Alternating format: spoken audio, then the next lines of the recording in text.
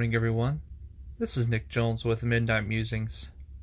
It's the first episode I've ever done, so I'm really not sure what direction I'm going to take this. But I think at the end of the day, I want this podcast, if you will, to be more of a stream of consciousness type, where we just kind of go along and discuss whatever things may cross my mind, sitting here in my room at midnight. I say midnight. It's actually 1:30 in the morning, but it took me time to try to figure out the best way to record these things and get some good sound without having to sacrifice ease of use for whatever app I'm using, which I actually found that Samsung has a pretty halfway decent audio recording app, so that's what I'm using. So let's talk about today. Today was a very long day. Seemed like work just kept dragging on and on. I sit there at my desk and I think to myself, man, I gotta get out of here. Sitting at this desk, staring at a computer, putting in numbers, doing quote unquote work. Try not to get distracted by Facebook or Reddit or YouTube. It's hard though, especially when you're there for 12 hours a day. Your mind begins to wander. Can't really focus on work that well, so you start to peruse other sites on the internet. Try to avoid going on Amazon to buy things I don't need, which typically I don't, but sometimes I fall prey to the temptation of buying just completely useless things. For example, for some reason, I bought an Amazon Echo last year.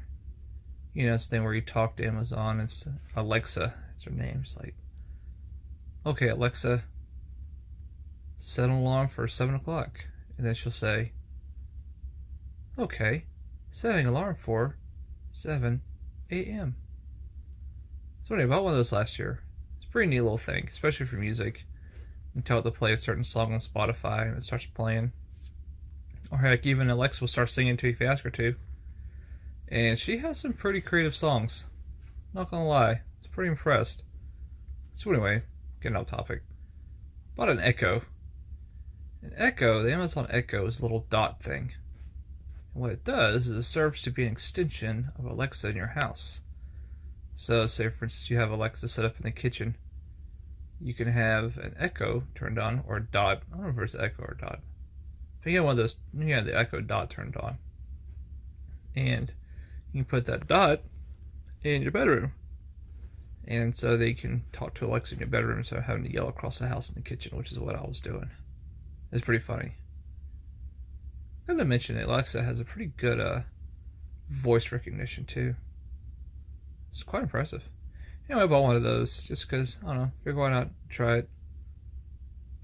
I also bought a camping hammock on Amazon during the Black Friday sales last year, which I've yet to be able to try because I'm not home right now. Matter of fact, it's probably one of the biggest things I look forward to is when I get back home is being able to camp with my hammock. I almost bought a little rainfly for it. Matter of fact, my shopping on Amazon has been pretty much looking at things to buy with my camping hammock.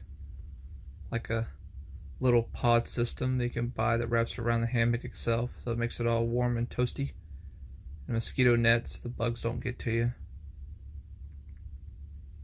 Kind of looking forward to that. Hopefully it's not too hard to install. That's what I think I'm going to start doing more when I get back is camping with a hammock and hiking. You know, spend the day hiking, find a place to set up a hammock, and then sleep for the night. Get started the next day. Kind of like that. I don't know, one of the biggest things I've kind of wanted to do in life, maybe like a bucket list type thing, is to hike the Appalachian Trail. And if you don't know the Appalachian Trail, it starts in northern Georgia or southern Tennessee, and it goes all the way up to, I want to say, Maine. If I remember correctly, it follows the Appalachian mountain range all the way up. And it's, I mean, you're talking, I mean, it's, I don't know exact mileage, but I want to say it's in thousands of miles. It's a long, maybe not thousand, but it's on up there. It's a long hike. You know, like month. You know, like hiking for a month straight. I always want to do that though, because I have to imagine that the isolation, just being in nature for that long, will probably be a life-changing experience. Really, you can't get much technology out there because you're kind of out in the middle of nowhere. A lot of people hike it though, so it tends to you tend to not be that alone. I guess if you're you're really looking for somebody to talk to while you're walking. But I think I would just do it myself. Just kind of walk in the woods for a month. Probably have to get in better shape for that though, because that'd be quite the hike. But yeah, so that's something I've always wanted to do. And I gotta imagine there's smaller trails I could actually practice on first. I just don't know any. That's one thing about miss being out in Colorado is the fact they have trails everywhere, and you can just go, you can park on the side of the road by down by the front range and just start hiking up a mountain. A lot of good hiking trails out there. I'm actually planning on going camping when I get back out in Colorado. It's gonna be nice. And I imagine that get a little bit of solitude, probably do some hiking while I'm up there. Nothing like the Appalachian Trail, but a good day hike. Maybe 10 miles or something like that. Get to break in my camping hammock and give it a shot. Be nice. I don't know. The idea of bucket list is a fascinating concept to me because it's something that you want to do all these things before you die, but you don't know when that is. So would you just constantly be trying to find ways to get things on your bucket list done? You're so consumed by the bucket list that you don't really have time to live a normal life. And so they end up, do you regret, on your deathbed, you regret, think about, man, I wish I just would have not spent so much energy and effort trying to do all the things on a bucket list. Just lived a normal life. I don't know. I guess why people are different. Some people live for the idea of trying all those new things and trying to have all those new experiences. And then there are just some people that just kind of, they coast through life and, they just kind of live a life of normalcy and routine, and that's okay too. I mean, not everybody in the world can be all working to try to experience everything in life, because then it would just be chaos. There's got to be people that just like having that routine life. We need people like that. There's people that kind of base us, or they ground us in, kind of a routine reality. I'm like that. I mean, I like experiencing things, but I think that I really enjoy, or I say enjoy, I feel most comfortable in a solid routine. But I guess if life presents itself to have these experiences, then I typically don't turn them down. Life has been a lot of interesting experiences for me because I don't look for these. I don't look for the opportunity to experience some of the things if I like. I don't look for opportunities to have these kind of experiences.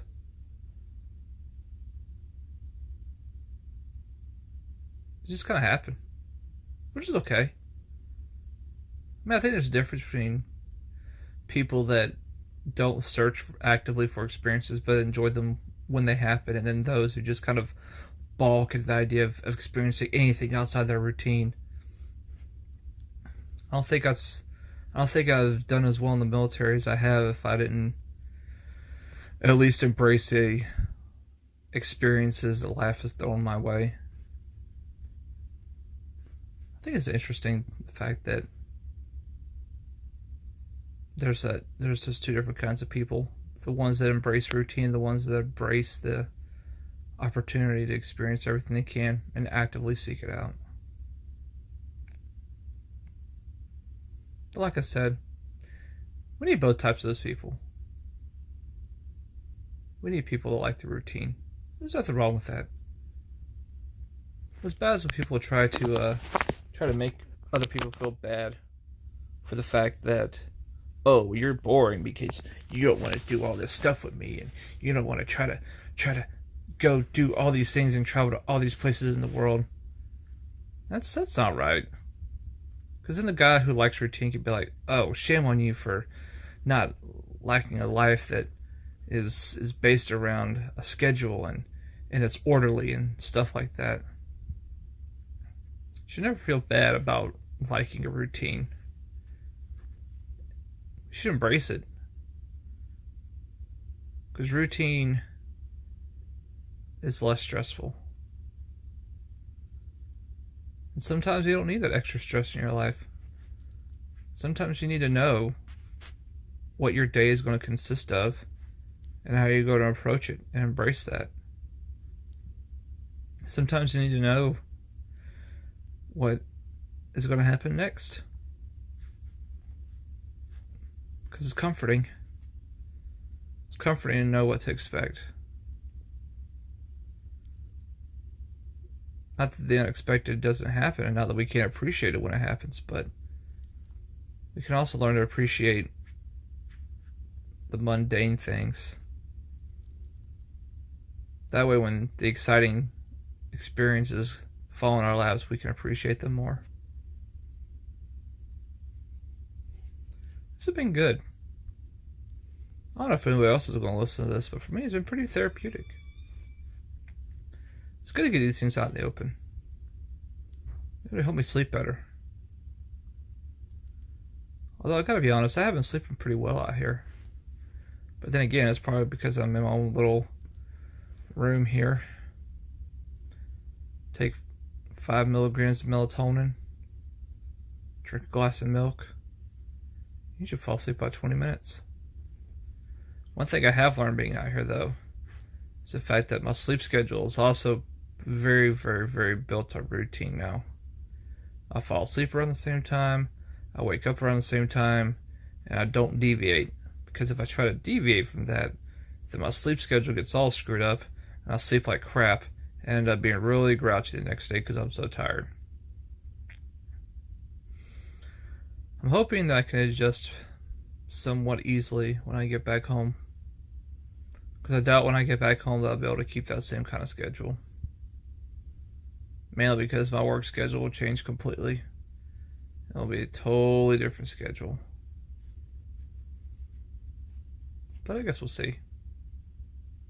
Anyway, I appreciate you taking the time to listen to Midnight Musings. I feel like this has been a pretty interesting little discussion here with myself. A little interesting experiment. I'll be interested to see how people react to it. Hopefully it'll help some people sleep. Maybe help some people start to fall asleep just listening to somebody talk about nothing for, 50 minutes or so. Because sometimes we need to focus on things that just kind of flow. That way, if we let things go in and out, it's a stream. We're not focused on any one thing, it helps us sleep better. Because we're not so tied up with the anxiety of what's going to happen tomorrow, what happened today. Sometimes we just need to let the thoughts flow in, let the thoughts flow out. It'll be interesting to see what we talk about tomorrow. I don't know. Probably something that happens during the day. But whatever it's going to be, we'll talk about it tomorrow. Because right now, it's time for everybody to lay down and get some sleep. Thanks again for listening to Midnight Musings with me, Nick Jones. Good night.